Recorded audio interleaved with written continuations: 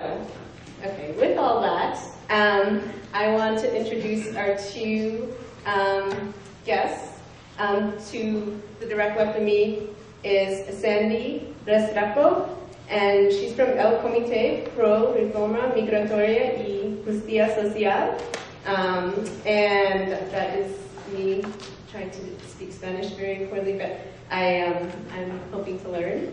And then next to Sandy is Alonso Cheave, and he's from Washington DREAM Act Coalition. So what we're going to do, how we're going to start this off is Alonso is going to speak for 10 minutes about his work, and Sandy will then have opportunity to speak about hers, and I'll be moderating, so if you, after they've completed talking about their work, any responses that they have to the film that they want to start off with, and also how they see the DREAM Act fitting in with comprehensive immigration reform, then we'll take questions and I'll call on people. And there are a couple of folks with mics in the audience. So. How's everybody? Oh, hold up. How's everybody? Oh. This mic don't work. Let me see, the third time it should work, right? Boom. So how's everybody doing? Good. And I'm gonna start by telling you a little bit about myself. I am a professional right now who is being held hostage from entering the workforce. I am a graduate from the University of Washington, from the Michael G. Foster School of Business, and it's been over 1 year that I've been doing practically struggling to find something to do to make a living. And unfortunately, it's not what I'm looking for as that's what I work hard to get a degree, and now I'm in a situation where I can't really apply to any companies. I can't follow up with any offers that I got from people who are interested in me, and it kind of sucks. However, what doesn't kill you makes you stronger, and that has been my motto. You know, I'm not here to complain. I'm just here to kind of give you a reality check of what's happening with not only the students, but there are also like professionals who already have a degree, but they can't really do anything without it. And at the same time, they are attached to this country. And I'm gonna tell you one thing. You have a lot of schools out there, and for me the biggest benefit of going to a school like the University of Washington is the people that you meet there, and the connections that you make there. And that's the difference between maybe Harvard and another school, is the people that you meet there. And that's why I am struggling to stay in this country and being able to use that I got from the university and continue my education and keep the life that I had here, you know, because I have my friends here, I have family here, and going there I would be going to a place where everybody thinks the same, and I don't like that. So my story is that I was brought when I was 14, and I didn't really have a choice on that. I kind of got brought with my parents, and then I'm not gonna go into the reasons that, well, actually, it was really hard for them to legally immigrate here, even having a U.S. citizen family here. It would have taken 11 years, and so you're talking about if even someone with a U.S. citizen family can legally immigrate here, well, they can, but it would take over 11 years and there's no guarantees. Then the problem is that right now, for many families, we have a system that promotes illegal immigration. Because the reason a lot of people immigrate to the United States, we're talking about the majority, is because they're economic refugees. It is a moment where they are looking into option B. Actually, option B, because that was the case for my family. So 11 years didn't work, and then my family heard that in the country you can come, you can immigrate here, overstay your visa and pay taxes.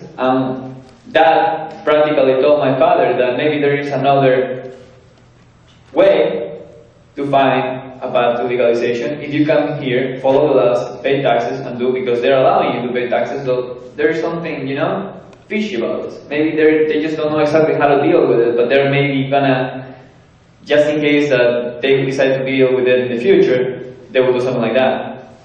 Now, I also was facing deportation right after I graduated from the University of Washington. It was like probably one of the biggest struggles of my life, because I was fighting deadline after deadline, because they would tell me, you know, that by like that day, you know, you're taking a plane and go back to Peru. There's nothing you can do about it. But thanks to God, I'm very stubborn, and I decided, hell no, I have to do something about this. And if I'm gonna go back to Peru, at least I'm gonna give it a good fight. And that's what I did during the first try. That's what I did during the second try. And fortunately, I got the support from Senator Maria Camo and Senator Patty Murray, who right now is running for election.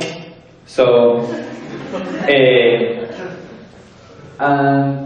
and yes, you know, I'm very fortunate they were able to get the message to Secretary Jan Napolitano, who indefinitely delayed my deportation until I don't know when, so practically I'm here in limbo status, still not being able to work.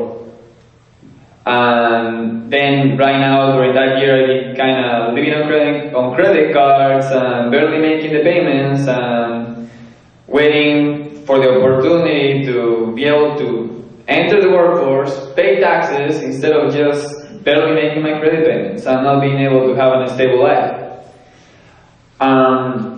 Then I'll also be working with the Washington Dream Act Coalition, which was founded by undocumented students and Dream Act advocates from all over the state to try to raise awareness on this section of, just stop me when I'm done, because I'm really bad at calculating.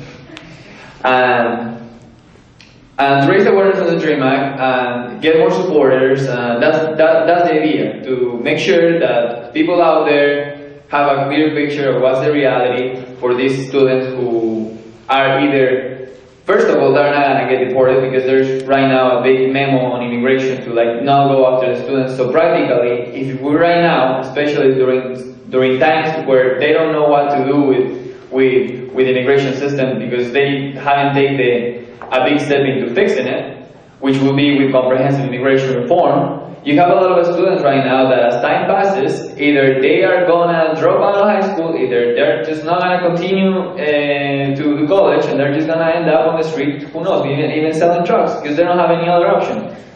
Lack of education is what promotes what we don't want. And what we don't want is, we don't want wars, we don't want arguments, we want to all live together and progress and make the best out of the best we can as a race.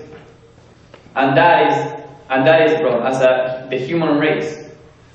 And it's kind of interesting to see right now that because of politics, because that's really what's happening, because the Dream Act has already Republican and Democrat bipartisan support, but right now it's not a good time for voting purposes to even talk about it, period. And that's what happened recently, that it actually got included in a defense bill, and many of the Republican Party didn't say no. They just decided that they didn't want to talk about it when they have expressed their support in the past. So that's pretty much it. I'm glad to see a lot of you being here and being interested in becoming socially aware about this issue, which is really important because it's part of a new phase in the US where hopefully it's going to happen like in the past, and we're going to get through it and we're going to become prosperous again. And we need to make sure that there's a lot of people out there rooting for that, because that's the only way change is going to happen. Getting out there, talking about it, raising awareness on the issue. And I am done because I just saw with my peripheral vision that I should stop talking. Thank you for listening.